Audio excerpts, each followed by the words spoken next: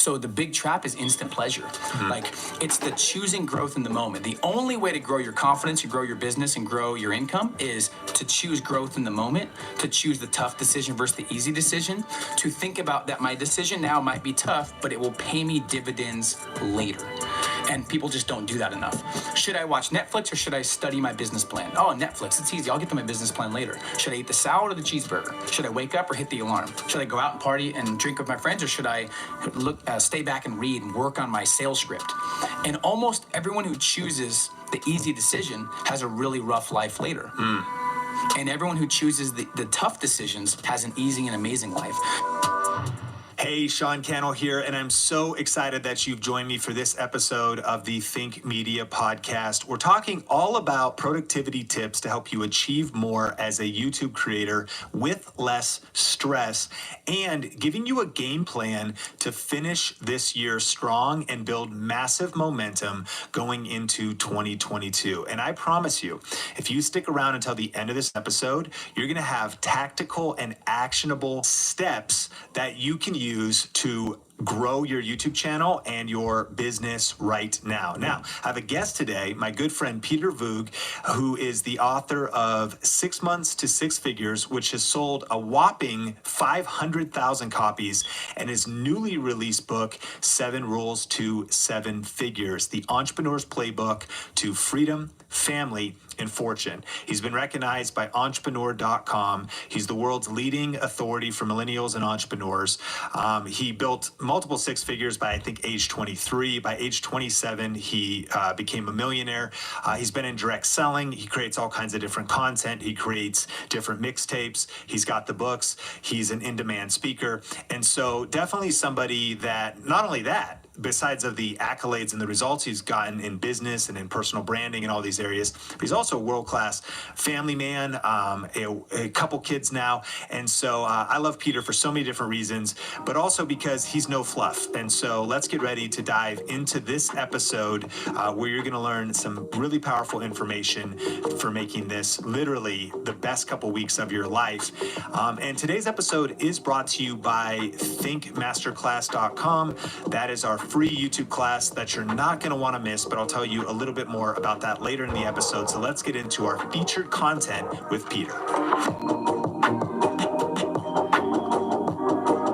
Welcome back to the Think Media podcast. I'm super fired up for this episode with Peter Voog, and we're going to be talking about, man, how do you finish the year strong? What are some productivity tips, and what are the 2 biggest productivity killers that is destroying all kinds of entrepreneurs and YouTube creators? And this is some real stuff that's going to help you get more results over the next few weeks, so you can not just finish 2021 strong, but crush it with momentum going into 2022. But Peter, I'm super fired up for having you here.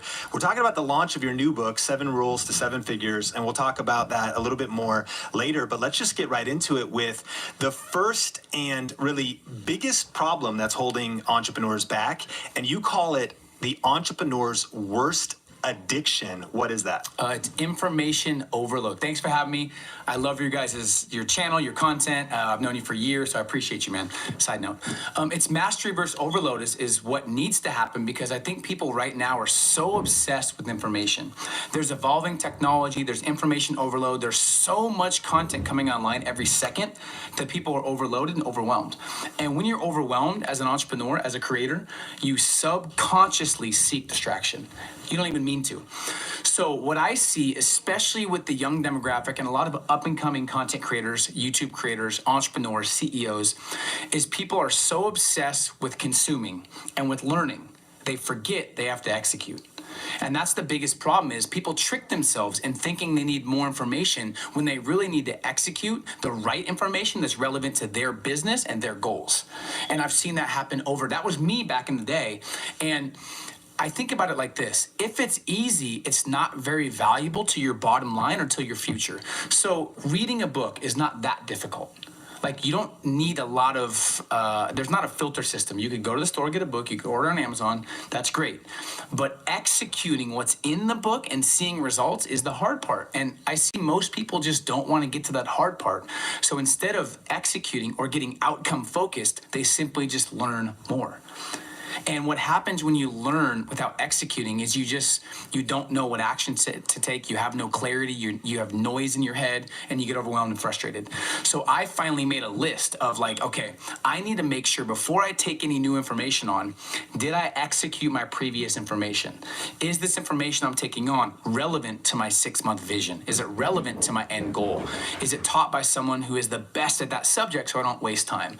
And I think if people took that approach, they'd be in a different situation, because people that are outcome focused produce results like nobody else. And I think most people are information focused, and they get addicted to information, not results and outcomes. And that's what moves the business forward, is results and outcomes. And in the book, you told a story about someone that came up to you and was bragging about how many books they 100 plus books. Expand on that. So I was talking to him, and he's like, dude, I've been reading so much. I've read 100 books last year.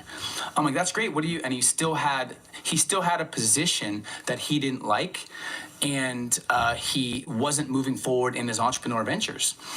And I said, oh, what are you doing now? He's like, oh, I'm still at the place, but I'm learning a lot. I'm like, why don't you, instead of reading 100 books, why don't you just read a couple and then master those and execute those and start your own business or write your own book?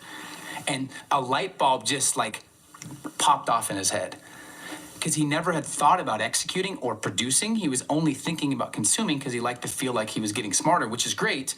But if you learn a ton without executing, I feel like it just dilutes the progress. So he totally transformed, and he now has a book out, which is crazy. But he was so obsessed with reading books, and he never executed them.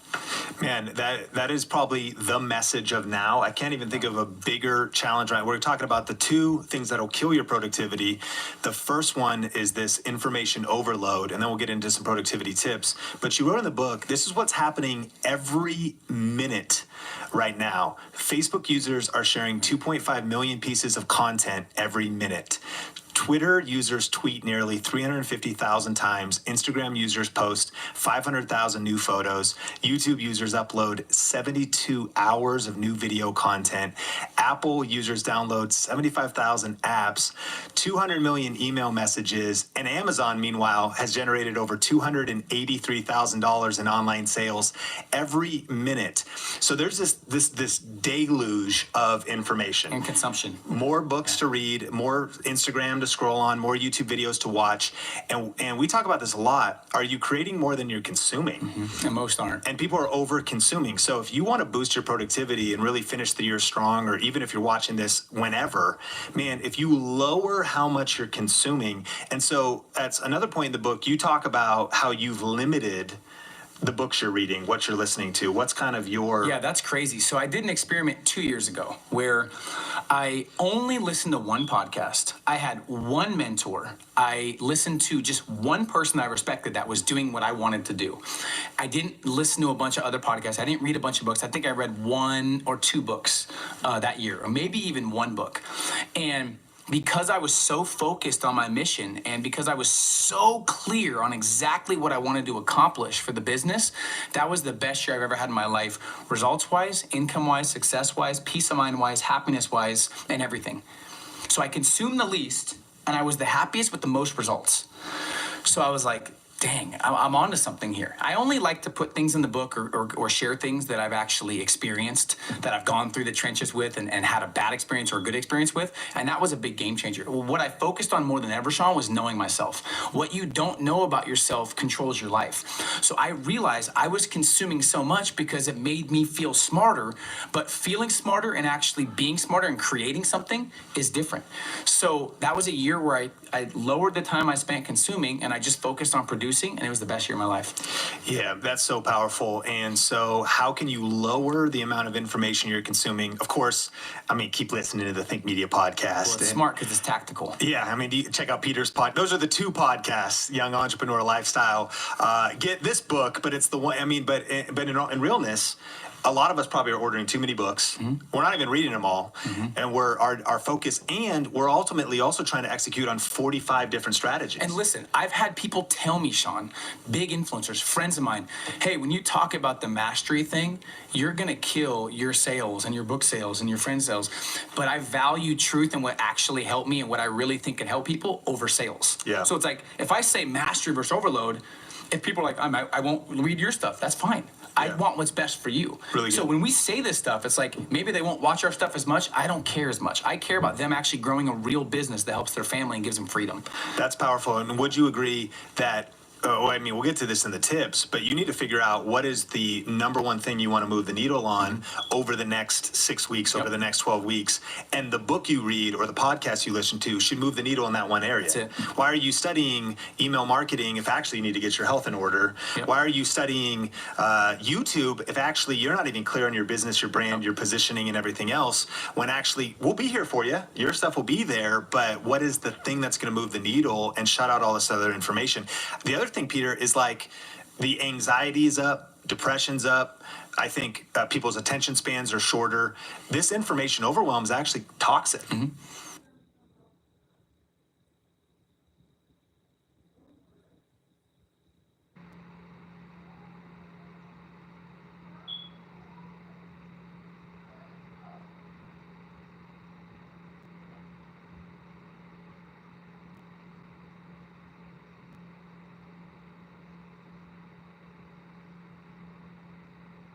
It gets people to not only get deeper in anxiety, but have them be so confused with no clarity that there's no confidence. They don't know what actions to take. And then when you escape reality, your reality becomes worse. And most people, they don't want to face the reality of they're stressed or they're struggling or they have anxiety. So they do something to escape it. And because there's so many options, they're like, oh my God, there's Netflix. There's all these things I could do to escape my reality. And what I realize that I talk about in the book is if you don't have clarity and you're overwhelmed and you escape reality, your problem's going to be there when you come back. Yeah. And it's going to be worse. Yeah. So it's like the only way for someone to better their reality, if you're in a place and you're like, I have to get to the next level. I want to grow my YouTube subscribers. I want to increase my income.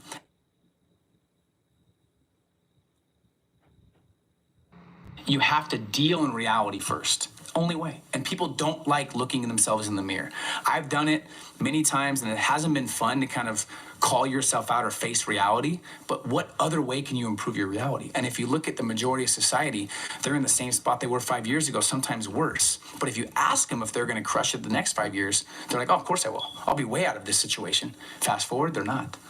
Because they always are escaping reality because it makes them feel good in the moment, which is the instant pleasure trap. Man, and So that it's just like, Man, it gets worse before it gets better because that's just number one thing that's killing your productivity. We're going to share some tips You're making me a bad guy. as how to speed up. But the second one is the silent killer. What is the silent killer that is killing most people's dreams, their YouTube channels, their businesses? yeah, so there was a study, and I've been obsessed the last couple of years with like science and studies and not going as much off the fluff, but really thinking about what's causing people to be stressed out and frustrated and broke.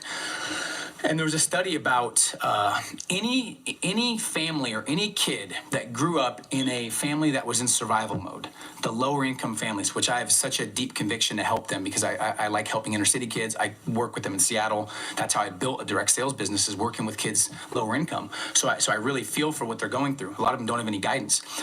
But there was a study where if you grew up in a family who had if the parents were in survival mode, they were living paycheck to paycheck, and there was no sense of like, this affects this, the kids have zero sense of what they do now affects the future. They're only in the moment. So they're so focused on the moment that they never actually create success in the future because they don't think that what you do now affects later. So the big trap is instant pleasure. Like, it's the choosing growth in the moment. The only way to grow your confidence, and grow your business, and grow your income is to choose growth in the moment, to choose the tough decision versus the easy decision, to think about that my decision now might be tough, but it will pay me dividends later. And people just don't do that enough. Should I watch Netflix or should I study my business plan? Oh, Netflix, it's easy. I'll get to my business plan later. Should I eat the salad or the cheeseburger? Should I wake up or hit the alarm? Should I go out and party and drink with my friends, or should I stay back and read and work on my sales script? And almost everyone who chooses the easy decision has a really rough life later.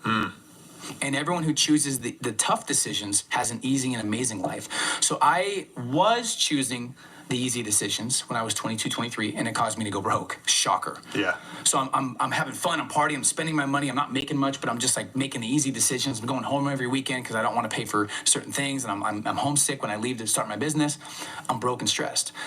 I start making tough decisions, and I always, in the moment, I'm like, should I make the tough or easy? And if I just kept making the tougher decision, I didn't feel like doing. And my life started becoming more enjoyable, more fulfilling, and had more results. So that's it. People just need to understand that what you do now affects your future. So if you want to crush it in 2022, you got to respect the next 6 weeks. Yeah. You can't be like most people that party and go out and say, it's the fall, it's the winter time. I could hang out, I could eat unhealthy. If you want to be crushing it in your health next year, you got to take the next 6 weeks serious. That's the trap, is just instant pleasure. And I do that. In my first book, I talked about the decision train, where most people do what they feel like. And if you only do what you feel like, you're not doing much, because no one really feels like working out. No one feels like doing all these things that are hard. And I think the 5%, Sean, that are at the upper echelon of success right now, that are having success in their business and life and happiness, they're doing what they should, not what they feel. So this morning, both mornings, I didn't feel like working out. I'm traveling. I was in Texas all last week. I'm in Vegas now. I didn't feel like working out, but I already told myself I'd work out. So I did it because I said I would. And the feeling I had when I was done doing something I didn't feel like doing is the most exhilarating feeling ever. So how you get over this is you start getting addicted to doing the things you didn't feel like doing. Get addicted to the end result and the feeling of completing things you don't like doing. That is the best feeling ever, and it builds your confidence and self-worth like crazy. So if people could just do that, it's a game changer. I mean, literally, if you, over the next 6 weeks, didn't give into instant gratification, but the lever is delayed gratification. And I've heard that a lot, that actually probably one of the most powerful skill sets of anybody that's experiencing success is delayed gratification. And if you want to start building that momentum, now you're going to kill so many things off your calendar, and that's going to set you up to apply some of these tips. So if we are not over-consuming information and we're making the hard decisions, Peter, what are some steps we could take to really finish 2021 strong and build massive momentum going into next year? I think first is understanding that moods and feelings are killing a lot of businesses. They're killing a lot of results and success and momentum. I think the two scariest things in life right now, especially going into next year, is momentum or lack of it. So like making the decision first, like I need to make a definite decision. I'm going to start building momentum. I'm going to make up for all the times in my life that I did cut corners, that I didn't give my all, that I focused on instant pleasure. So decision comes first. If you don't make a decision, you're going to be at the whims of your feelings. And I'm just more than ever, Sean, because of what's happening, I see feelings kill everything. I see feelings create divorces. I see feelings create broke businesses. I see feelings like killing a lot of things. So it's like being principle based, not feeling based. Behind every feeling usually is nothing or a weak emotion. Behind every principle is a promise. You have principles, you execute principles, there's a promise on the other side of success and growth and fulfillment.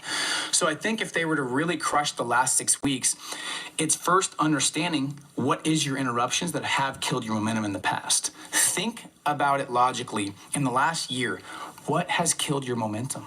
What things have gotten your way? Is it distractions? Is it friends? Is it social media? Is it consuming? And then creating a plan to interrupt those interruptions. So when I'm creating content, one of the biggest interruptions I used to have was the internet. I'm like creating content. I got to check email, got to check Facebook. Every time I create content, I don't have internet. There's 2 places in my town that I go, there's no internet. So I can't physically get on the internet if I wanted to. Then after the 3rd or 4th time trying, I'm like, Peter, snap into it. What are you doing? You're not here for the internet. So just like getting rid of your interruptions. If you don't have a plan to interrupt your interruptions, your plans will always be interrupted. First thing. Second is you have to have a game plan. One of the things I talk about in the book is I give people a personalized game plan that they can follow. There's an execution list after every chapter they can actually follow to make sure they're executing what they're learning. But first thing is create an ideal vision. So for me, if I'm going to have a 6-month game or a 6-week game plan, I'm thinking, okay, what is the end result? At the end of the year, January 1st, 2022, what do I want to accomplish? How do I want to feel? What do I want done? Then you work backwards. If you ask 100 entrepreneurs, Sean, what is your ideal outcome by January 1st? 99 out of 100 won't be clear. Oh, I want to make more money. I just want to be happy. Oh, I want to shed 5 pounds. No, you got to be specific. You got to be really specific with what you want. And you want to base this end result off of what's possible and off of your potential, not off of your past or off of limitations. A lot of people base their future off of their past insecurities. Can't do that. That's tricky. So you got to almost get rid of the limitations in a way and just say, if there was no limitations, what's ideal for you? Then you work backwards. For me, I write down my top 5 results I want to create. So I create a 1-page plan where I just have 1 page. I create my ideal vision on top. Let's say it's a 6-week plan. Then I create my values. Values are more for the longer term, 6 month, a year. But you can still be reminded of your values in the 6-week vision and say, what's most important for the end of the year? Okay, I have to get my income up for my family. I need a little bit more freedom for my family. Usually it ends up being freedom and family. But if you're in a business, you're young, you want to hustle, you want to really create growth in your business, your values should be results and income first, right? And maybe more customers. Figure out your values. Next is results. What are the 3 to 5 results you want to create by the end of the year? The most important results that'll move the needle for your business, that will actually build momentum for 2022 and be relevant to 2022 vision. Underneath that, this is the part that really makes it real and I think gives you the juice, is your reasons. I talk about this in the first book as well as this one. I write down 15, 20 reasons always, maybe 30. I realized looking at those, 70% aren't real reasons that fire me up. Like when I wrote down a Tesla, it's like, yeah, I like Teslas, but I'm not going to wake up at 4 or 5 in the morning fired up because I want to drive a Tesla. They have to be internal. So you have to really dig deep from your past or think about why you want to succeed and make these 5 results happen. So write down your top 5 reasons that really give you the juice, because reasons come first, results come second. If you don't have strong enough reasons, you're not going to push past the challenges. And if you're not waking up right now, 4 or 5, 6 in the morning, fired up and excited, you don't have strong enough reasons. So if you don't have strong enough reasons to make the end of the year amazing, you'll go back into old habits. So have strong reasons. Once you have the reasons down, then you figure out what's the one domino that if I master, study, and read about, will make all of these possible. And then from there, I just focus on mastery versus overload. And I pretty much say no to everything else. So when you look at your values and you look at your goals and your reasons, I say, okay, my value is freedom and peace of mind right now. Money's not as important because I have financial freedom. And yes, I like money, but family and peace of mind right now comes first. So now everything that comes across my desk, is this going to contribute to my peace of mind and freedom or contaminate it? I'll contaminate it. I don't want it. If my value is money first, which it was when I was broke, is this going to contribute to my income and my brand and my results, or contaminate? If it contaminates, you say no. So say no to everything that doesn't allow you to reach those top 5 goals for the end of the year. And then lastly, I look at this list and I make sure I'm fully sold on it. If you're not sold on it, if there's 1% doubt, you're out. So I feel like the number one reason people procrastinate is they don't actually sell themselves on what they're doing. They're not fully sold. That's why you see people change businesses. They have the grass is greener mentality. They're not sold. The divorce rate's almost 60% now. And if you're not fully sold on your significant other, and at 1% of your mind, you're like, there could be someone else out there for me, guaranteed divorce. If you're smoking and you're not sold on how bad it is for you, never quit. Once you sell yourself on how bad it is, you'll quit. So I think people just need to sell themselves on their goals and sell themselves on what's most important to them. And then when they commit to it and they give themselves a little bit of a reward system, hey, if I hit these goals, I'm going to treat myself. I'm going to go buy a motorcycle. I'm going to spend $1,000 on vacation. And if it involves other people, it's usually deeper. I'm going to treat my wife to a spa, or I'm going to take her here because we haven't been here for a long time. So if you have a reward system on top of that, that's when it really gets easy to execute because you have so many reasons. So that's one thing I'd say, is just have a game plan. Yeah. Sheesh. I mean, that is... You're getting me fired up. That is the game plan. I mean, if you think, and you apply this over the next six weeks, I want to encourage you to actually re-listen to what Peter just broke down, because that was like a fire hose. Pull out a piece of paper, pull out your note-taking app, let the audio podcast play in the background, or watch this later, save this video, and really map this out. Because if you map this out, man, what are my values? What is my ideal vision? And what are the results I want to have happen? What are my reasons for those those results, you could get crazy momentum. And I want to highlight what you said. If you say YouTube is the needle I want to move, I want to get growth on YouTube, I want to commit to posting this many videos, I want to hit this subscriber goal, I'd like to get these kind of views, maybe I want to collaborate with some people, I'd like to get 1 or 2 or 3, 4 people on my channel, some interviews landed, like set some targets like that. And then if something hits your desk, which it will, new viral TikTok trick, that's not growing your YouTube channel. If something hits your desk, and maybe health's not the focus, new workout, and you're up watching infomercials, get this ab roller, dude, that's not your focus right now. And whatever it is, and really, I believe that Think Media Podcast community, we can finish this year so freaking strong, but also build massive momentum going into 2022. Peter, would you agree with this? People you've helped before, that they are so much more capable than they even maybe imagine of what could happen in 6 weeks. 1,000%. That some People of us we've never actually stepped into what 6 weeks, really difficult, but what 6 weeks of actually turning down instant gratification could feel like. And I like what you said too. How do I want to feel on January 1st? Hopefully not hungover. How do I want to feel on January 1st, 2022? I want to feel like I crushed that whole plan.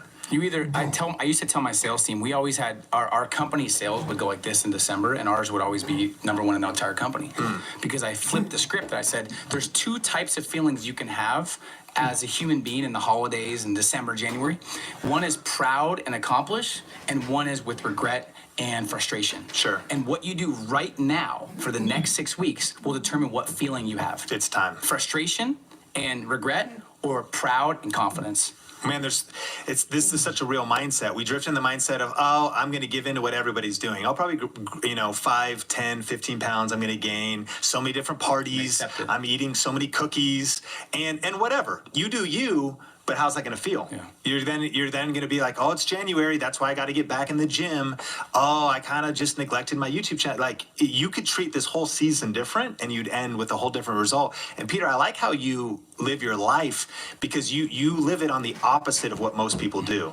It's freeing you could take a vacation. I'm unorthodox. You could take a vacation at the end of January. For sure. And you could be proud of the results you've gotten in terms of videos, money, income, momentum, all these different areas by just making different decisions right now. 100%. And I think a lot of people don't realize 2022 starts for like the really successful people. If you want to be successful, you have to think and act like people that are already at your level. I think every successful person I know understands that 2022 starts in November, December. Yeah. So if you're like, oh, 2022 starts January 1st, you're already lost. It's too late. You're already lost. And then one last thing I'll say too that I've never shared before in my life. I share some in the book in more depth, and they can have an action list to go with it. The difference between if you're not executing discipline, you need help. You wake up, maybe you have anxiety, you're frustrated, and you really just need help with your willpower. There's 3 different ways to get that help, and the hardest one is discipline. People are killing themselves because they don't have discipline to do something in the moment that's hard. The next thing past discipline that's even easier, but not the end all be all, is willpower. I used to place my toughest task when I had the most willpower. You only have a certain amount of willpower in the day, and if you waste it in the morning, you won't have any at night, you'll make the bad decisions. It's easy to make cowardly decisions if you're tired. You're not a coward, but you're making coward decisions because you have no willpower. The third thing is lifestyle shift. This is what changed my life. I'm not that disciplined. People are like, wait, what? I just have lifestyle shifts. For example, here's a simple example. Me and my wife wanted to be healthier because we were eating sugar. We had sweet tooth at night, and it was just like we would be like in the morning, we're not eating unhealthy tonight. We should have a glass of wine, and I'd have a little bourbon, or I'd have something. We're hungry. We'd go in the fridge and get some ice cream or get some snacks. We don't have any sweets in our house. We don't buy sweets. There's no sweets in our house. So we could have the worst discipline we've ever had in our life. Still, we wouldn't eat unhealthy. But you set up a system because there's no food to beat the there's just none. So willpower with my book, when I was writing this book, it was hard to not be distracted because it was hard. It made my brain hurt. Yeah. I couldn't get distracted because I had no distractions. I didn't have my phone on me. I couldn't even check my phone because I didn't have it on me. And I didn't have internet, so I had to write. Yeah. So if you give me discipline, it'd be hard because I'd be distracted. So if people can make some lifestyle shifts and just kind of get things out of sight, out of mind, it's way easier. If you don't want to eat healthy, stop buying unhealthy food. Yeah. Just don't even have it in there. Wow. Another example is working out. I don't like working out. I don't feel like most people are like, I can't wait to work out. Yeah, some of those. Maybe some days. Okay, my guy Horace does like to do that. Yeah. He loves the gym. He All likes the beast mode guys. But I'm Live not for like the gym. that. Yeah. So the reality is, for me, we have a trainer that comes 4 days a week now. Yeah. So probably 3 out of the 4, me and Kayla are like, Robert's coming. Dang Yeah. it. But don't matter. Yeah, The second I get, because he's coming. he's coming, and Yeah. the second I get in with him, it's like, Sure. I'm working out. And afterwards, I'm like, I feel amazing. Yeah. So it's like, if I left it to the gym, going to the gym 5 days a week, it'd be harder. Yeah. So it's just my lifestyle supports my goals. Man, are you ready to finish the year strong? Hey, Peter, tell us a little bit about 7 Rules to 7 Figures. Of course, in the show notes, highly recommend the book. Again, if you want to focus on mastery versus overload, you can see how marked up if you're watching the video version of this podcast. The cool thing about the book, too, is I was able to crush it in probably about 5 hours and about 2-hour settings on a plane. And so it's not, there's no fluff, actionable tactics that will really help you move the needle, scale your business. And 6 Months to 6 Figures is an incredible book as well. But what's your heart behind this? So I promised myself I wasn't going to write another book until I really could not sleep, and I had to get this message out there. So a lot of observation, a lot of due diligence, a lot of research, a lot of trials and errors of building a 7-figure business in the new economy. And I saw people building businesses, trying to get the 7 figures, working 80 hours. They couldn't do it. I saw other people get the 7 figures, but they had no lifestyle. And I felt like I kind of hacked the system, where this is a blueprint to help people build a 7-figure plus business on their terms, where they run their business, they have an inspiring lifestyle, and their business doesn't run them. This is not like, what did you do to do it? It's not about what I did. It's about, this is a book that help you figure out your strengths, your unique abilities, help you figure out exactly what industry to get in that allows you to flourish and helps you hit your values, gives you the scalability you want, teaches you how to figure that out, and how to make moves to where you're positioned in your industry, where customers and clients come to you versus you chasing people. So anyone that does want to build a lifestyle on their terms, anyone that values freedom and wants to claim some of their freedom back, and wants to build a business that helps people, that allows them to work in their strengths and gifts, I don't feel like there's any other blueprint out there that can help them in a tactical way like this one. So I'm excited. My wife told me after the book, I'm so glad you're done with that. Now you can be normal again. Because I was like such a different person writing, and I put my heart and soul. It took me 2 years. So I'm excited that it's finally out. I can't wait for people to read it. And actually, and I do read a lot of books, so I can say that this book actually is really remarkable. A lot of books are good.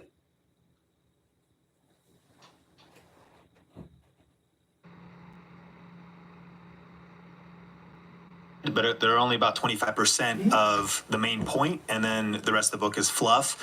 Every page is actionable, tactical, and we were just talking about how one of my favorite things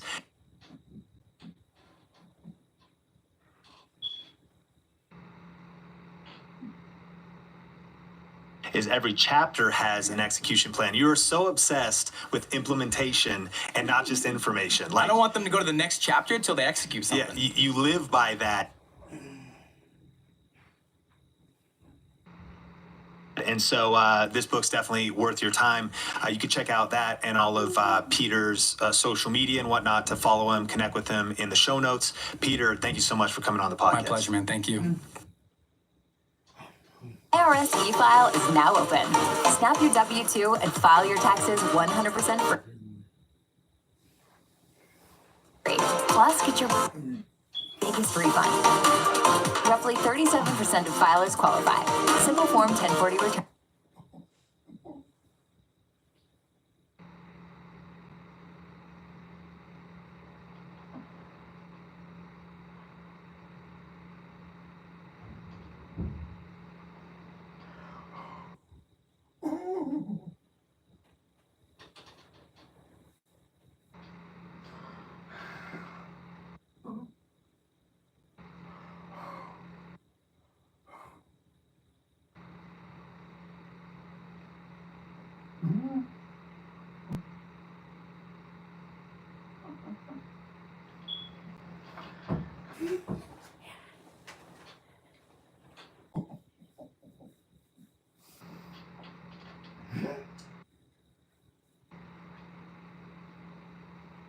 No schedules except for earned income tax credit, child tax credit, and student loan interest. File now. Look up and save at Michael's with our lowest prices of the season. Get up to 60% off thousands of items. Shop now at Michael's. Man, I tell you what, that episode was like a fire hose of actionable information from Peter, but I want to encourage you a couple things. Number one, maybe re-listen to that with a piece of paper out. I know I mentioned that, but like, it's time to sit down and make a game plan. We don't want you just in information overload listening to this podcast, but we really want to help you create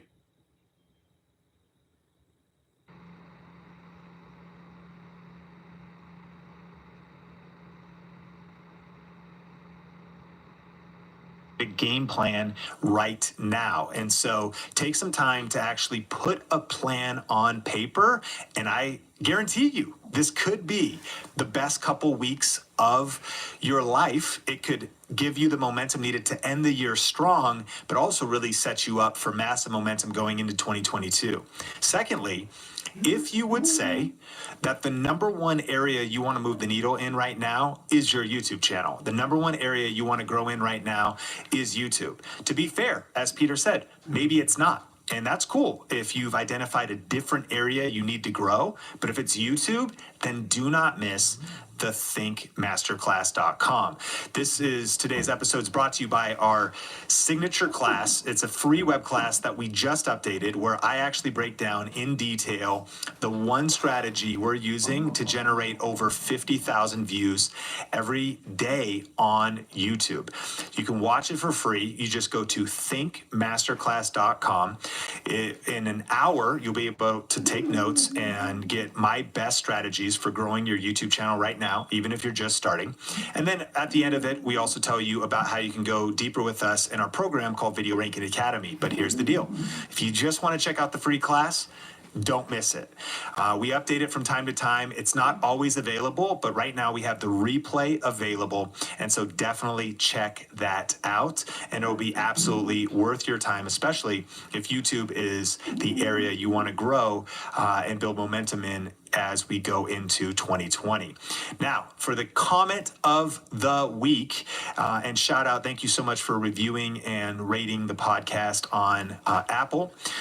This one is from Boy is a Chicken, and it says, how are they so amazing? I can't wait to start off the right way for my YouTube channel. Thank you, Knox Tucker. P.S. You guys are the best. Think Media. Man, I appreciate you leaving these great reviews. Listen, all we ask for is an honest review. If you find that listening to this podcast gives you tactical information that you can use, then it would mean the world to us if you would just take a moment, jump on your phone and head over to Apple, anywhere in the world, and leave a review, rate and review the podcast. That'd be a great way for you to show your appreciation if you love this podcast. Hey, as we land the plane, remember, we are action takers. I hope you're glad that we had Peter on because you can see we have similar values. It's not just about more information. Come on, it's about implementation. It's not just about getting some head knowledge. It's about actual results. If you're not subscribed to the Think Media podcast, make sure you do so because every week we are bringing you tactical episodes to help you not just grow your YouTube channel, but to also grow a high profit, high impact online business around your YouTube channel. And I'm excited because in the future, Peter's coming back for a couple episodes to go even further. So stick around and I cannot wait to see you in the next episode of the Think Media Podcast.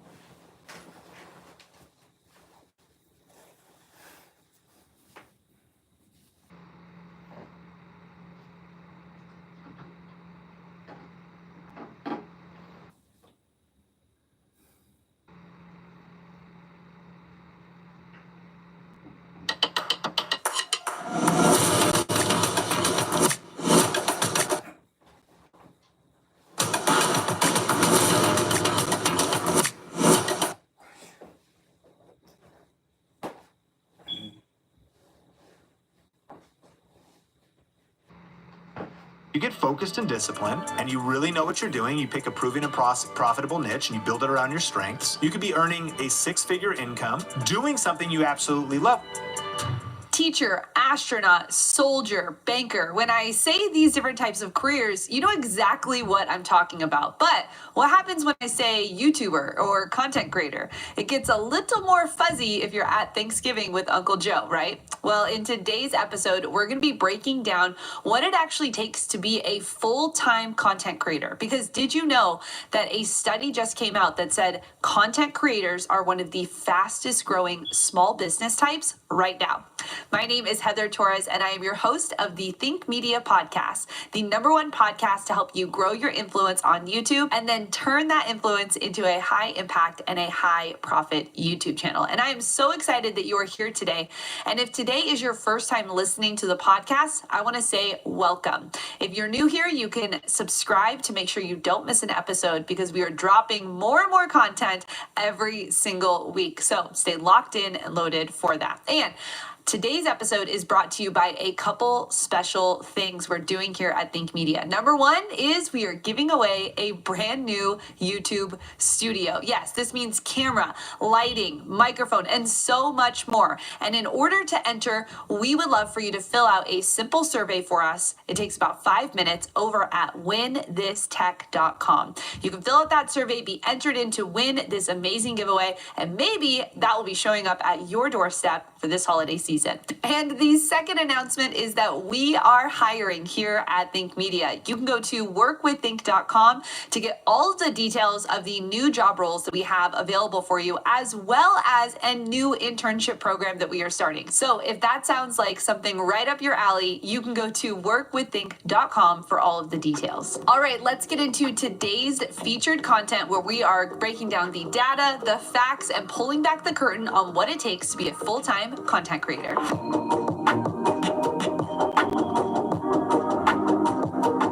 So how much money are full-time YouTubers really making? How long does it take from starting your channel to actually earning a decent living? I'm so excited to dive into this new study that reveals actual data, not someone's opinion, from part-time and full-time content creators, so we can discern some details to help us navigate our journey to building a full-time income and business that makes a difference in people's lives and also makes significant income for our families. So let's dive right into it. But I kind of want to open with a question for you, and it's, have you ever had this question? What is it exactly you do? Now, maybe that's kind of a funny question no matter what, because sometimes you might work in a specific industry that if you go to like a family gathering, like they don't really understand what you do. So you're trying to figure out, like, you're like, I don't know, I'm the VP of operations of a biotech niche, you know, like maybe people don't understand. Well, how much more true is that when it comes to you being a YouTube creator?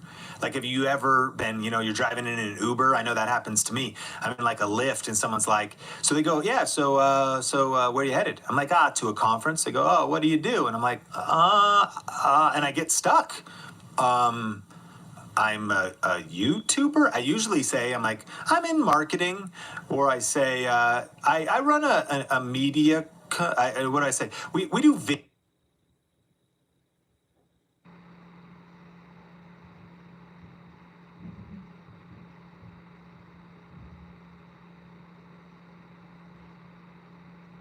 video production, because there's so many things you actually do as a YouTuber. You could say, yeah, I'm in video production, or I'm in content marketing, or I'm in digital marketing, right? How do you answer the question? And then furthermore, if you say, yeah, I'm a YouTuber, like, what does that even mean? They're like, oh, you're like Ryan's Toys Reviews? you open like Shopkins on YouTube, on the YouTube Kids app? Like, there's like a million definitions. Is it PewDiePie? Are you a gamer? Usually, you're not taken seriously as an entrepreneur or a business owner. A business owner isn't really a YouTuber. And this gets into this idea that this study kind of hits on about, it's the largest study that I know of content entrepreneurs. They studied 1,400 content entrepreneurs to understand who they were, what they aspire to do, what it takes to build a successful business. And you can actually, we'll link to it. The study is at thetilt.com, and shout out to the crew over there for putting this study together. Half of the respondents were full-time, as a content creator, half were part-time, and they're mixed across Gen Z, millennials, Gen X, and boomers. And one of the initial goals was kind of a definition of terms that really a content entrepreneur, or what we're calling them at Think Media, is a YouTube entrepreneur, niching down kind of even more. The study is covering people that might be on blogging, podcasting, maybe another social platform or YouTube. But I think the principles are 100% transferable to YouTube solely and specifically. They're kind of saying, okay, you're really not a YouTuber, number one. And did you know this? I looked this up. You can go at least on Google, and YouTuber is on Webster. It's in Webster's dictionary. The definition is a person who creates and uploads videos on YouTube, on the YouTube online video sharing service. And you're like, well, that's not helpful. I mean, that's a lot of different things. So that's what YouTuber is. There's this introduction of another term called the creator economy. The creator economy. It's like the biggest buzzword right now. Like, oh, you're a part of the creator economy? Like, what does that even mean? And another synonym for it is the passion economy. Like, oh yeah, these are people who make a living by creating content. So what is the creator economy? Well, it's defined as a class of businesses built by over 50 million independent content creators, curators, and community builders, including social media influencers, bloggers, and videographers, plus the software and finance tools designed to help them with growth and monetization. That's the large and somewhat ambiguous creator economy. And so when we think about a YouTube entrepreneur, it's not just necessarily a YouTuber creating silly content or a TikToker dancing around in the creator economy. It's something different. So the question is the goal to become a content creator, or is the goal to become a content entrepreneur, right? And what are the distinctions of what makes a content entrepreneur? This study from the tilt.com really described, it said content entrepreneurs aren't who they think you are. They aren't who you think they are. Banish the image of under 30 viral YouTube and TikTok stars. The largest and most financially successful cohort in the study was Gen X. 40% of people in the study who are now in their 40s and 50s. Now that right there would probably shock you. First of all, you go to a Christmas party, with your family, and you say you're a YouTuber, and they're like, you dance to music? Oh, you post cat videos? Like, cute, like that's just the assumption. Secondly, they probably don't think that it's 40 and 50-year-olds that are crushing it. And what this study discovered was these are the real channels that are actually funding. They're generating the most profit and revenue in terms of the creator economy. Because certainly you can create entertainment-based kind of viral content, earn money with AdSense. But to a point, a lot of those viral trends come and go. These content entrepreneurs, YouTube entrepreneurs, they're building different. They're building a real business. As one person explained, people don't consider it a real business because they think about Instagram influencers and YouTubers doing silly stuff. Content creation covers a lot more than most people think, including business, blogging, and education. So I want to cover 10 things that this study revealed. I highly recommend downloading it and checking out the offerings of the tilt.com. Really grateful that they did this study because I think this will help us navigate really how to make this a full-time thing, how to make YouTube our career, how to work on our own terms, how to work from home. And what it might disrupt is our mindset of how we thought we were going to do it. It might actually disrupt our definition and even really putting handles on this real career path. In the past, you'd probably say, I know it's kind of the Wild West. It's getting a little more solid now. Like the path to full-time freedom on YouTube is defined. Like it's becoming defined by studies like this. And you're saying, okay, there is a method to this, but it's maybe not what I think. It's maybe not what I conceived before. And this data will help us put handles to that. Number one, truth about the most successful YouTube entrepreneurs. Number one, they work on their content business full-time. they work on their content business full time. Now, what you might be saying is you might be like, well, obviously, like, of course, the most successful ones do it full time. I wish I could work on it full time. That's the point, Sean. I thought you said, how do I work on, I want to do that eventually, but I got a full time job right now. I got school, I got work, I got responsibilities. I get it. But you know what this first discovery reveals to me? It reveals that when you approach YouTube as a YouTube entrepreneur and not as a YouTuber, you're approaching it with a whole nother dimension of focus and discipline, right? You're approaching it with a mentality that, oh, I'm not actually just like a content creator. I'm a business owner. I'm a CEO. I'm building a business. I need to think about the systems of this, the practicality of this, the viability of this. I need to kind of think about sales, operations, and marketing. I'm throwing a lot of stuff at you, but that's a whole different approach. Like you go to, that Thanksgiving party and you're hanging out with Uncle Ernie and he's like, "Whoa, so you're a YouTuber over there?" You're like, "No, I'm a business owner, Ernie. I got P&L, profit, loss. It's a different mentality. Like, no, I'm building like a media content creation company." And a separate study by Signalfire revealed that this is the fastest growing type of small business. My question for you is, do you think yourself as a business owner or do you think yourself as just a YouTuber? So on number one here, they work on their content business full time. The research shows that those who are invested full time are more likely to be financially independent than those who treat it as a gig. And this makes sense. Growing a successful venture takes focus and discipline. So my encouragement to you is that even if you're in that side hustle season, I love my natural hair, but not what.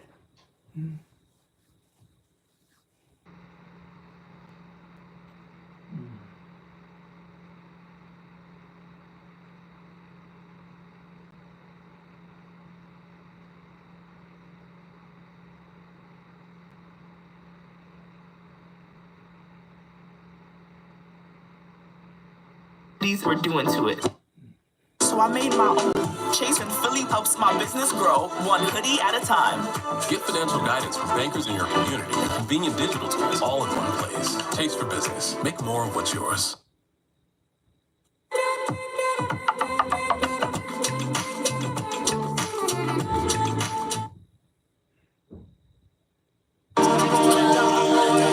Stronger with you. The new Parfum. Pour your money. Wayfair, we get pretty excited about furniture. Around here, it's not a patio, it's patio. Oh, I love those chairs. Shedtastic. Girl, you nailed it. No, this set, it's just a couple of screws. Wayfair, every style, every home. Hi, I'm Prenuvo, a revolutionary proactive health MRI scan. And I'm a frustrated patient whose abdominal pain has not been taken seriously. Not to worry, I scan for hundreds of conditions to help patients like you be more informed than all. Wait, I'm Sick Care, your legacy healthcare system. Oh, it's you. This abdominal pain is just in her head. That must be a relief. As a state-of-the-art MRI scan, I'm designed to find the cause of that abdominal pain without judgment or dismissiveness. That sounds great. Can I get a Prenuvo too? Hustle season. Flip your mentality from it being just a gig and flip your mentality to full time. By the way, your time, you maybe only have 5 hours a week, 10 hours a week to work on your YouTube business. Be focused and disciplined with those hours. Be thinking differently about building your side. It's kind of almost like some people call it a side hustle. It's like, it's not a hustle, it's a side business. I only have a few hours each week to invest in it, so I'm gonna be really serious and focused with those hours. Number two, content entrepreneurs aren't who you think they are. Banish the image of under 30 viral YouTube or TikTok stars. The largest and most financially successful cohort in this study was Gen X, 40% in the study. Now, these people are in their 40s and their 50s. Now, we read that before, but the point is, I hope this is good news for you to think, okay, by the way, all generations are succeeding. But what's dispelling the myth is that if you're in your legacy years, you're not too late. In fact, if you're Gen X, baby boomers are in this study as well. Think of all the business acumen you have, the experience that you have, the wisdom that you have. And see this also as an invitation to see that this is already happening. People just like you. This is what we've discovered. People from different backgrounds, ethnicities, ages, locations. Everybody has a chance to succeed on YouTube because you can go find someone who looks like you, sounds like you, has your background and your experience right now succeeding on the platform. And if you can find one person who's in your same situation, a similar situation, that person should be an invitation to say, oh, it's possible. And it's not just for this type of person or this generation or this age group or somebody with great dance skills that can really get it on to a beat of the latest trending song on YouTube Shorts. That's not who's really crushing it when it comes to YouTube entrepreneurship. Number 3, lean in. SEO is the top tactic for content entrepreneurs. Now, to me, this is a major distinction that shows us the pathway to full-time freedom. And what this reveals is that they're creating search-based content, but hear me, even if it's not about, say, just ranking in search, because the point is, on YouTube, 75% of traffic comes from recommendations. But what this being their top traffic source reveals is it reveals that these are channels that solve a problem. So I would say that predominantly these are channels that are in the education niche. It does not mean they're not entertaining. In fact, the best content entrepreneurs do edutainment. You should make your videos interesting or storytell or unpack it. But you're solving a problem because think about the term even entrepreneurs. Entrepreneurs solve problems for a profit.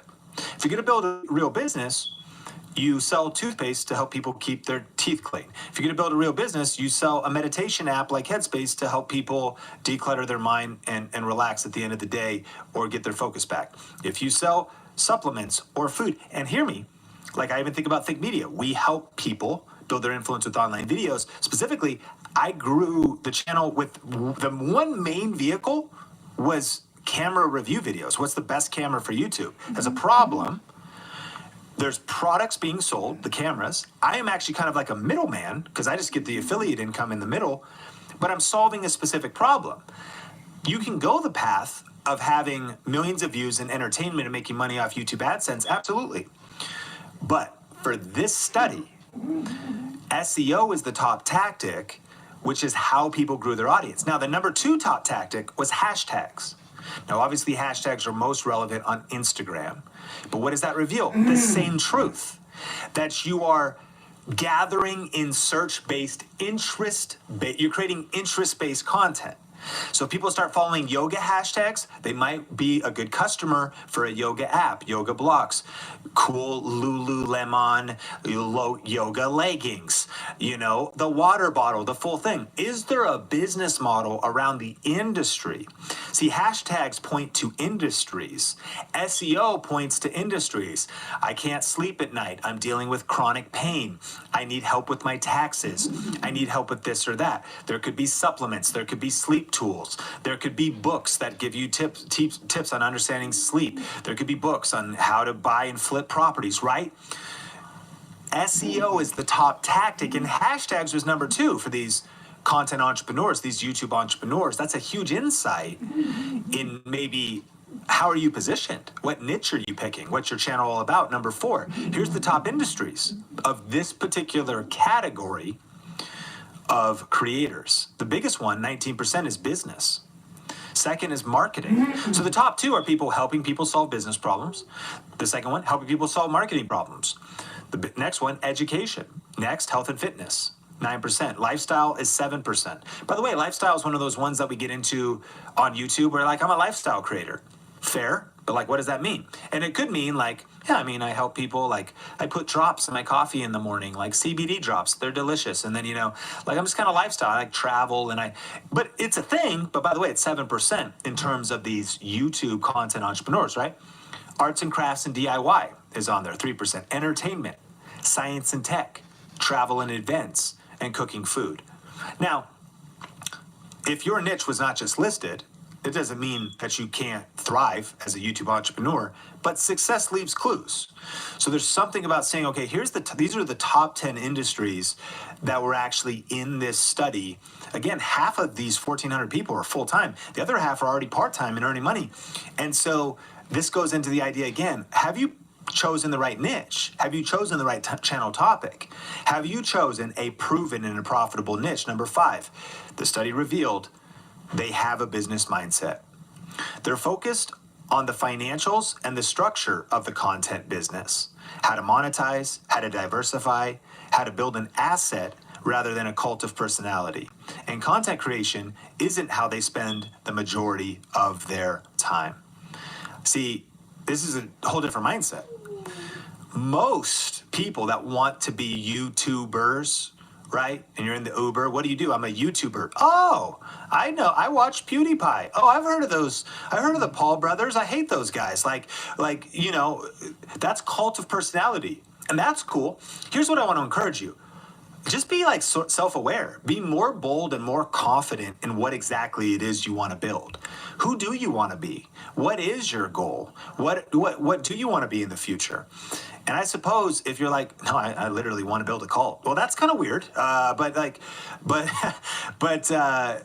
But these YouTube entrepreneurs, content entrepreneurs, are not on a mission to build a cult of personality. They're on a mission to solve a problem and serve people.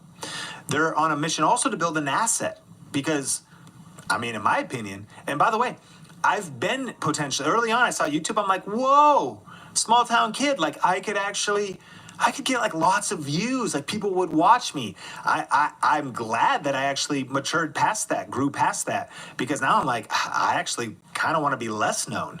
I want Think Media to be more known. I don't know if I care if Sean gets known, but I'll tell you this, because if we all win, then we win. And I'll win even bigger, and everyone with me will win even bigger. That's an asset. That's a company. That's a movement. That's just what we're doing. So that's a business mindset. Like a really smart business owner is not trying to build a business on himself. It's too heavy. Smart business owner is trying to build an asset and something bigger than themselves. It's an interesting distinction. And most successful content entrepreneurs diversify their revenue streams. So again, we're not just leaning in, I'm going to get 1 million views and YouTube will pay me and take care of all my needs. That's cool. But content entrepreneurs oftentimes have multiple income flows. And number 6, now this is interesting. They only spend 30% of their time creating content each week. 30%.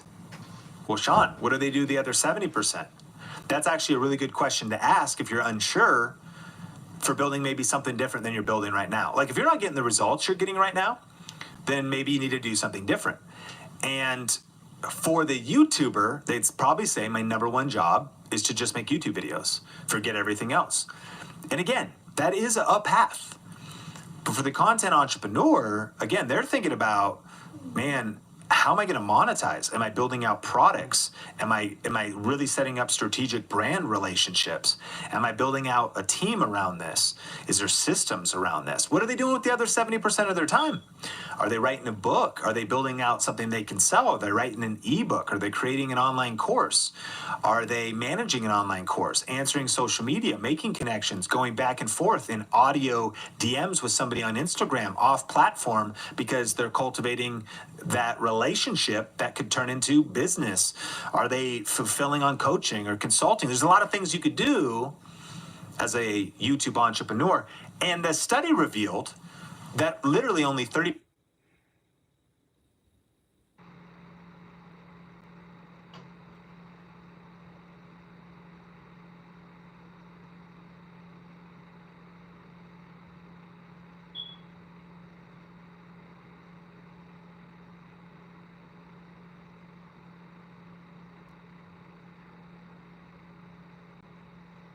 of their time was spent in content creation. That means you might want to shift your calendar around into real business building activities. Number 7, the median amount full-time content entrepreneurs invest in their content business. This is the amount of money they spent to start their business, get their business going, was $10,000.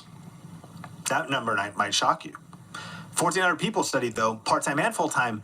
The average these content entrepreneurs spent was $10,000. It doesn't shock me. I mean, I think about my investment over the last few years of my life, really 2010 to 2015, which I did not have much to show in terms of revenue or growth. I was making progress, even in creating momentum, but I was in a preparation season, investing thousands, actually just in my learning.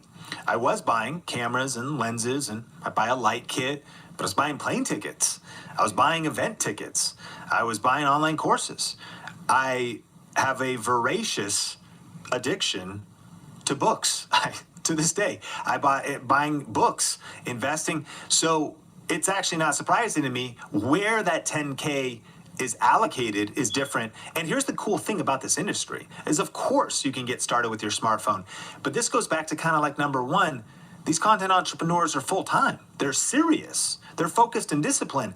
They're putting their money where their mouth is. They're saying, okay, I'm not trying to play small potatoes here. I'm actually going to step up and build something. You know, you can build a crazy quote unquote battle station, AKA a workstation. At Think Media, we call them battle stations. You could get a standing desk and 2 monitors and a camera and a lighting kit and a live stream studio and a USB mic and some software for $5,000 or less. Like, subscribe to our Think Media channel. We have a whole series coming out on building out battle stations. We already have tons of videos up there on different ways to do it at different budget levels. And then in addition to that, you could get courses or coaching or education to help you go further, faster, because this is a real business, right? And so that's the median amount that this is what the study revealed. That means some spent more, some spent less. And check this out. The majority didn't take on debt. I think this is exciting. The majority didn't lean heavily into credit cards, or they didn't get funding, or they didn't take out a loan. You could do that, I guess. But I'm going to really call you out here. I understand empathetically we have a global audience, and maybe there's different economies. But if $10,000 scares you, you might not be cut out for this. Because if you're listening to this on a nice smartphone, I want to encourage you, you can raise $10,000. You can save $10,000. You can set aside the money. You don't need it all at once. You're chipping away. Like, you can get the money. Like, stop buying dumb stuff. Like, take some time. Like, try to get a raise. Divert your funds from somewhere else. Downsize your living. Get rid of that car payment. Like, when you think about different people who give financial advice, there's people I know that help people get out of debt. People kill $65,000 of debt in a matter of months because they get gazelle intensity and go after that debt. You can come up with $10,000. And if you're worried about the $10,000, how are you going to handle the company and the YouTube business that you build? So I want to encourage you, you don't have to take on debt to get there. Like, get focused, get disciplined. Figure out the tools you need, the path, the things you want that you need help on the journey, and don't be afraid to invest, because that's what the successful, full-time, by the way, content entrepreneurs, that's how much the full-time of this study invested. Number 8, how long does it take to build the business? This is cool. So Sean, how long? Like, setting my focus, getting disciplined, and starting this, and I quote, on average, CEs, content entrepreneurs, need 26 months from launch to supporting a single person from their revenues. Now, I believe this means it's actually 26 months until they're fully supporting themselves. Like, one whole person can be supported from the business. Wow. So how long does it take? 26 months. Here's the breakdown. Day 0, launch. 9 months, they've earned their first dollar. 18 months, they've hired help. And this is interesting because in the past episode on the Think Media podcast, I did recommend hiring help before you yourself are even full-time. Like, to start, like, you hire an editor, or you use a service like, VidChops to edit your videos, or you hire a personal assistant, a virtual assistant. And then 26 months, more than 2 years, is when they were supporting somebody fully. This path to profitability and financial success, interestingly enough, because you might go, wow, that kind of puts things into perspective, is actually shorter, though, than the typical small business. So can I talk straight with you about the opportunity here? I think, again, we think, oh my gosh, 26 months? I don't even know if I want to do this anymore. Well, then you probably shouldn't. The full-time people have invested $10,000. Man, I thought this was going to be easy. I thought I could just, well, then this might not be for you. Because if you put this in perspective, if you were to start a local brick and mortar business, like a local coffee shop, you're going to have to raise money or take out a small business loan to buy a multi-$1,000 espresso machine, to hire baristas because you can't work the thing 7 days a week the full time yourself, to hire people to do the cash register and get the iPad with the flip around thing with the little stripe, insert your card here, email the receipt or print the receipt. You're going to have to get the thing to print the receipt unless you can't, because I go, can you print it? And they go, we don't even have that. I'm like, well, why did I have the option? What was the point of pressing the button? And ultimately, why am I even printing receipts? I'm affecting the environment. Let's focus. You now have to pay for the office space, rather the leased business space. You can't sign a 12-month lease. You got to sign a 24-month, 36-month lease to get a good price. You're opening up this coffee shop. You go to a marketing company to get the signage. The signage has like the little neon lights in it, and it needs to be weatherproof so it lasts. That thing costs like a couple grand. You got to get some merch done so that all your baristas have like the shirts. Like, think about starting a business. So the fact that this is a real business, the fastest growing small business type, that potentially the seed capital to start a YouTube entrepreneur business is only $10,000, and it will only take you 26 months until you can support yourself full time. That's even faster than your typical small business. Hear me. I get it. Is it guaranteed even that you're going to succeed? I'm not saying that it is. I'm just saying sometimes we're actually underestimating the opportunity. Is it going to be 26 months of hard work? Yeah, for sure. Well, some people, that's the median time. Is some people a lot faster? Yeah. And is some people, will it take longer? Yes. Do some people invest more or lose money on the process or whatever? Of course. But hear me, like, do you see how real this opportunity is? Like, how incredible this is? That literally people from home are able to start a real business, get these tools, create this, learn these skills. And here's number 9, where it really gets interesting. Well, then, Sean, when they're supporting one person, how much are they bringing in? Here's what the study figured out for the full-time content creators. Again, it was 1,400 people studied, and about half of them. So this is 700 real full-time content entrepreneurs. Full-time content entrepreneurs are earning $50,000 a year. That's the median gross revenue, and that's based in the U.S. So based on this study, to put it in perspective, first thing you might say is, wow, I mean, my current salary at the company I work for is more than that. Yeah, but do you have the independence and the lifestyle, and are you doing what you love? You might, but so that was one of the main drivers of content entrepreneurs is the freedom. But hear me, you got to have a vision for the future, because the full-time ones are making $50K median gross revenue. Watch this. With 4 or more years of experience, it goes up to $100,000 a year. And with 7 or more years of experience, it goes up to $125,000 a year. What's cool is I hope that this study has been illuminating, but now let's paint that whole picture. So I'm like, okay, wow, it's going to take me 2 years to potentially, based on this study, support myself fully. Maybe I'm earning $50K now. And then add 5 more years, and 7 years into this thing, I'm earning $125K a year. And let's amplify that with inflation 7 years from now. I don't even know, like the algorithmic calculation, but you get what I'm saying. This is very real, and these show you the real numbers. Is there crazy YouTube millionaires out there? Like, that's the unicorn stories, of course. Is there also some that are just building a nice side income and they're able to take their family on nicer vacations and earn an extra 5-10K a year? Of course. But this is a very real business, and this study kind of demystified the mystique around it, that if you get focused and disciplined and you really know what you're doing, you pick a proven and profitable niche and you build it around your strengths, that 7 years from now, you could be earning a 6-figure income, practically, doing something you absolutely love, which brings us to number 10. Lifestyle, freedom, and independence are the primary motivators of CEs. I'm curious what your motivators are, but I wouldn't be surprised, because this is a lot like me, and I assume it's a lot like you. The primary motivators of why do I want to do this is the biggest one. 78% said independence. These content entrepreneurs, these YouTube entrepreneurs are fiercely independent.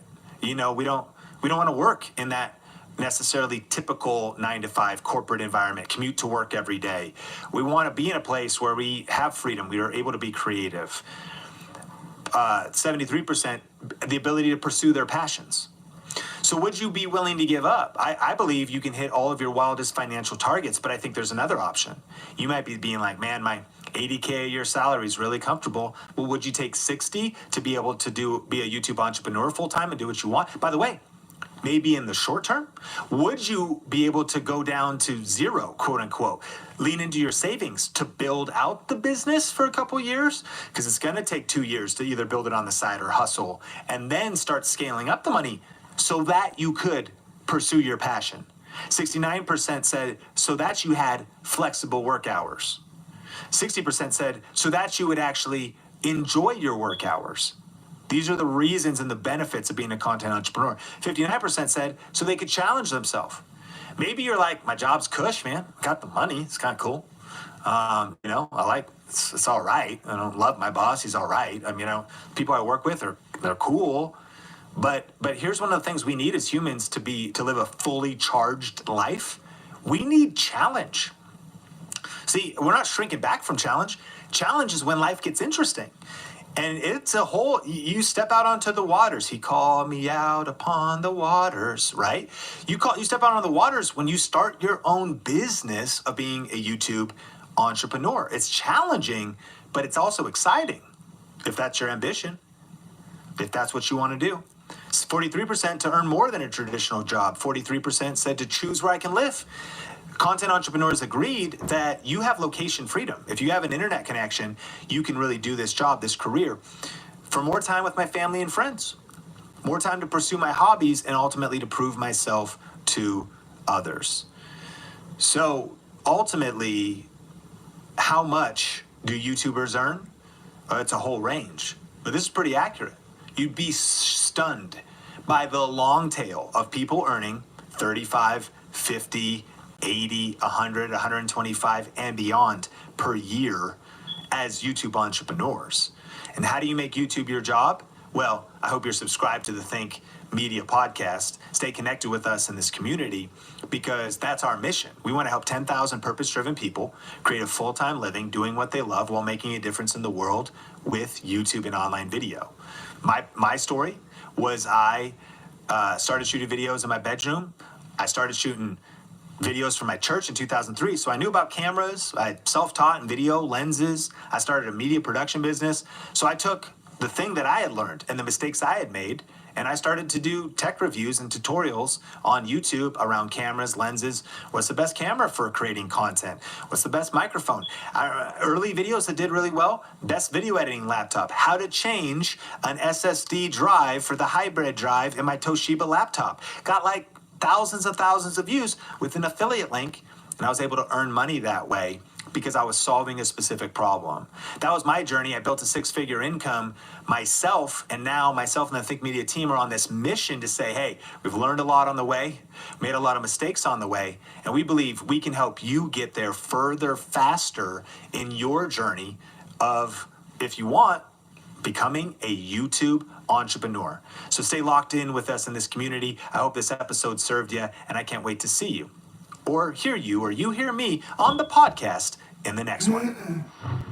Well, I hope that featured content was great for you. And I have a couple takeaway questions that I want to ask. First off, what is your next step? Do you need to think bigger, invest more, and lean in more into where you want to grow? Here's the big one. Do you actually just need to get serious? Is it time for you to step outside of your comfort zone and go all in on YouTube? These are just some questions for you to take away from today's episode.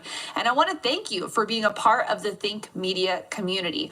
On every single episode, we love to shout out different members who have rated and reviewed the podcast over on Apple Podcasts. And today's community member shout out is brought to you by winthisTech.com. We are giving away a brand new YouTube studio. So all you need to do is go over and fill out a simple survey that will help us know what videos you want us to make in the future. By doing that, you'll be be entered in to win a brand new YouTube studio. That is the lighting, the camera, and so much more that'll be sitting on your doorstep if you win this holiday season. The community member shout out comes from Boy is a Chicken over on Apple Podcasts. What a cool name. If you rate and review the podcast, you might be featured on a future episode. And this is what Boy is a Chicken said. Why? How are they so amazing? I can't wait to start off the right way for my YouTube channel. This is Knox Tucker. P.S. You guys are the best, Think Media. Well, thank you so much, Knox, for leaving that review. And I decided that I wanted to also shout out our YouTube fam. You know, this podcast, not only can you listen to it on anywhere that podcasts are distributed, but we also video record this podcast for you and put it on our YouTube channel, the Think Media Podcast. So the comment of the day is brought to you by Work with Think. That is where you can go if you would like to be hired on to our team here at Think Media. We have several positions that we are hiring for right now, as well as a paid internship. So you can go to workwiththink.com to get all the details to see if the positions are right for you. And the YouTube comment of the day is from Markari B. She says, I love listening to your wisdom, Sean. Thanks a lot for all of the info. Well, Mar, thank you so much for being a part of our community. And I'm so grateful that you spent the time to rate, review the podcast, and leave comments for us. It is so fun for me every single week to go in there and be able to talk to you through the comments on YouTube. Well, thank you so much for listening today. I hope that you will take this content to heart, and we'll catch you in the next episode. Bye. Are you ready to start or grow your YouTube channel? Do you feel stuck and need help connecting the dots? Join this free web class where you'll learn the step-by-step playbook for YouTube success. We've helped thousands of purpose-driven entrepreneurs just like you grow their influence with video. Register today for this exclusive training at thinkmasterclass.com.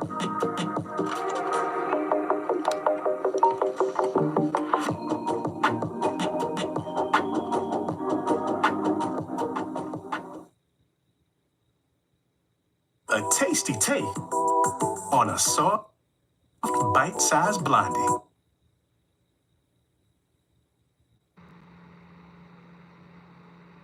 New Chips Ahoy Baked Bites.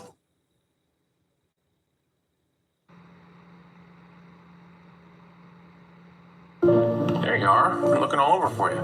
Can't take my eyes off it. It's absolutely captivating. Hey, Meta, translate that. Which one of you is real? It's writing up there. It kind of ruins it.